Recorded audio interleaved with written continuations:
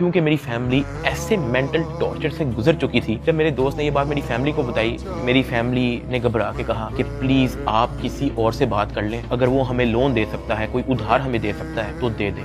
मेरे दोस्त ने इवन मेरे एक और दोस्त से भी बात की, उसने मना कर दिया, कहता यार हम नहीं कर सकते, 1 करोड़ पे बहुत ज़्यादा है। मेरे दोस्त ने फिर आईओ से बात की, आईओ कहता कि हम 60 लाख से नीचे नहीं लेंगे, अरूब की हद तक, अभी हम डकी की बात नहीं कर रहे। ये बात जब उसने मुझे आके बताई, मैंने कहा मेरे पास है ही नहीं 60 लाख, या मेरे पास 60 रुपये नहीं है, सब कुछ इन्होंने ले लिया। अगले दिन मेरी कोर्ट में पेशी थी, मेरा रिमांड लेने के लिए जब कोर्ट में गए तो मेरी फैमिली वहाँ पे आई हुई थी। उन्होंने मेरे से हाथ जोड़ के, रंग उनके उड़े हुए थे, कहा कि साथ जो कह रहे हैं इनको प्लीज़ दे दो। अरूब कांप रही थी, कहती कि मुझे पकड़ लेंगे, मुझे पता भी नहीं है कि इनको कैसे हैंडल करना है, मुझे नहीं पता कि आगे मेरे साथ ये लोग क्या करेंगे, प्लीज़ ये जो मांग रहे हैं दे दो। जब मैंने उनकी शक्लें देखी फैमिली की, मैंने कहा ठीक है, लेकिन मेरे पास 60 लाख रुपए वाकई में नहीं है, आप किसी से बात कर लें। मेरे मामू आउट ऑफ कंट्री रहते हैं, ऑस्ट्रेलिया से फ्लाई करके आए हैं। जब हमने इनको ये सारी कहानी बताई है, मेरे एक मामू इधर पाकिस्तान में होते हैं, वो भी आए, उनसे हमें उधार लेना पड़ा कि प्लीज़ हमारी हेल्प कर दें, हमारा ये मसला है, हमें 60 लाख रुपया उधार चाहिए। उन्होंने 60 लाख रुपया हमें कैश अरेंज करके दिया, वो कैश हमने इन लोगों को पहुंचाया। इनको पैसे जो है मेरे भाई ने भिजवाए थे, मुझे तो पता भी नहीं था कि इनको पैसे पहुंच गए हैं या वो मेरे मामू ने दिए हैं, ये सारी बातों का मुझे बाद में पता लगा। जब इनको पैसे पहुंच चुके थे, अगले दिन मुझे एडिशनल डायरेक्टर सरफराज चौधरी साहब ने मुझे फिर से कहा कि आप अपनी फैमिली को, अगर आपने मीटिंग करनी है तो आप बुला लें। मैंने कहा जी ठीक है, मैंने अपनी फैमिली को बुला लिया और तब एडिशनल डायरेक्टर साहब का रवैया मेरी फैमिली के साथ टोटली चेंज हो चुका। वहाँ से मुझे आइडिया हुआ कि it was never about the case, it was always about the money. मेरी फैमिली से बड़े अच्छे से बात कर रहे हैं, मुझे आइडिया हो गया हाँ कि इनको शायद पैसे पहुंच चुके हैं। वो इवन कमरे से चले भी गए थे, उन्होंने कहा कि अगर आपने अपनी कोई प्राइवेट बात करनी है तो आप कर लें। जब वो कमरे से गए हैं तब मेरी माँ ने, अरूब ने, मेरे भाई ने सारी कहानी बताई कि किस तरह से मेरे मामू ने उधार 60 लाख रुपया दिया इस सारी कार्रवाई के लिए। मैंने अपनी माँ से माफ़ी मांगी, मैंने कहा यार हम सॉरी कि मेरी वजह से इतना कुछ करना पड़ रहा है सबको। कहती कोई बात नहीं, अल्लाह पाक देख रहे हैं, इट्स ओके। खैर मेरी फैमिली को 5-10 मिनट दिए हैं मेरे से बात करने के लिए, वो चलेगा। अब तक मेरा 16-17 दिन का रिमांड हो चुका था, इतना लंबा रिमांड होता नहीं। अभी वीडियो में कुछ टाइम पहले मैंने आपको कहा था कि बिग ब्रदर एक बंदा आपने, ये बिग ब्रदर इस बार फिर से यही होता है, लेकिन ये इस बार मेरे से नहीं।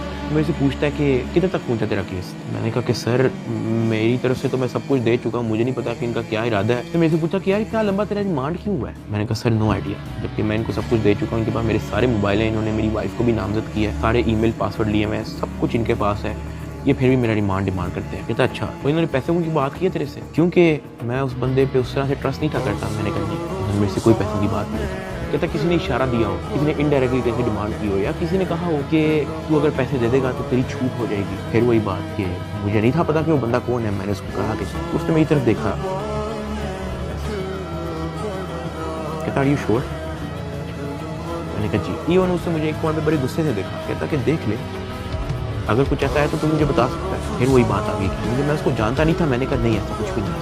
कहता ठीक है, वो चला गया। मेरा 23 दिन टोटल रिमांड हो चुका था। जो मैं आप लोगों को ये भी बताना चलूँ कि एनसीसीए की हिस्ट्री में इतना लंबा रिमांड नहीं हुआ। इवन एक पॉइंट पे मैं इतना तंग आ गया था इनसे कि मैंने खुद ही जज साहब के सामने कहा कि सर मैं चाहता हूँ कि ये लोग अपनी तसल्ली पूरी कर लें, इन्होंने जो मेरी इन्वेस्टिगेशन करनी है करें, अगर ये रिमांड मांग रहे हैं इनको रिमांड दे। मैं इतना तंग आ गया था, मैंने जज साहब के सामने खुद ही बोल दिया कि यार रिमांड ले लें। 23 दिन रिमांड के बाद भी इन्होंने 30 लाख रुपया मेरी फैमिली से मुझे जुडिशियल करने का लिया। मतलब एनसीसीए ऑफिसर्स ने मुझे जेल भेजने के भी मेरी फैमिली से पैसे लिए। फिर मैंने अपने दोस्त को कहा कि यार ये आईओ से पूछो कि अब क्या इस पे मेरे साथ करना है। कहता कि मैंने बात की है, वो ये नहीं कह रहा कि अब आपकी बेल करवा लेना, वो ये कह रहा है कि हमने 4 पर्चे मजीद रेडी किए हैं, वो 4 पर्चे हम डकी भाई पे ना दें, उसका 1.5 करोड़ रुपया वो मांग रहे हैं, जिसमें से एक पर्चा इन्होंने कोई लड़की रिलेटेड रखा हुआ। और जब मैंने ये सुना मैं बर्बाद, मैं टूट चुका था।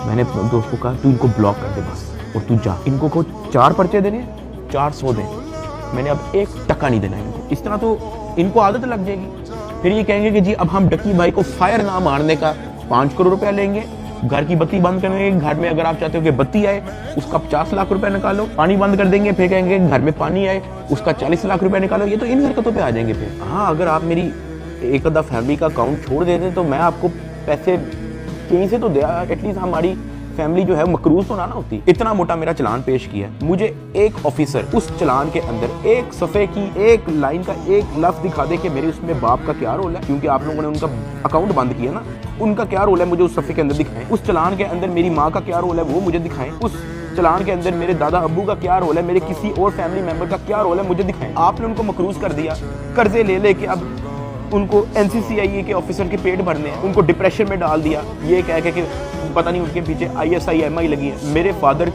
एक हार्ट पेशेंट हैं, उनके हार्ट की सर्जरी होनी थी। मैंने अपनी माँ को, अरूब को, ज़िया को सख्ती से मना किया हुआ था कि आपने एक तो ये अब्बा जी का ख्याल रखना है, दूसरा इनको कोर्ट में नहीं आने देना, ये मेरे पास एक बार भी जेल में ना आए, क्योंकि मुझे पता है उनकी हार्ट की क्या कंडीशन है। वो बेहोश हो जाते हैं, परेशान हो जाते हैं। हम उनकी सर्जरी के हमारे पास पैसे नहीं थे, वो जो पैसे हमने उनकी जो सर्जरी के लिए देने थे वो उन्होंने ब्लॉक कर दिया। अब कर्जा लेके हम NCCIE के ऑफिसर का पेट भर रहे हैं। ये मेरी फैमिली को उस स्टेज पे लेके आए हैं जहाँ पे मैं स्पीचलेस हो गया कि यार मैं क्या करूँ। मतलब अब्बा जी के इलाज के पैसे भी उन्होंने ब्लॉक कर दिए हैं। तो ये बात मैंने उनको उधर दफ्तर में ऑफिस में कही थी, सरफराज चौधरी को मैंने खुद उसके मुंह पे कही थी। मैंने कहा मेरा अब्बा हार्ट पेशेंट